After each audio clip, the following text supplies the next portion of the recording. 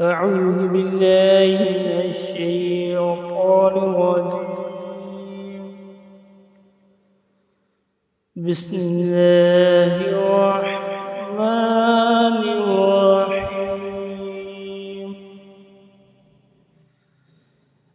الحمد لله الذي وهب لي على الكبر إسماعيل وإسحاق إن ربي لسميع الدعاء.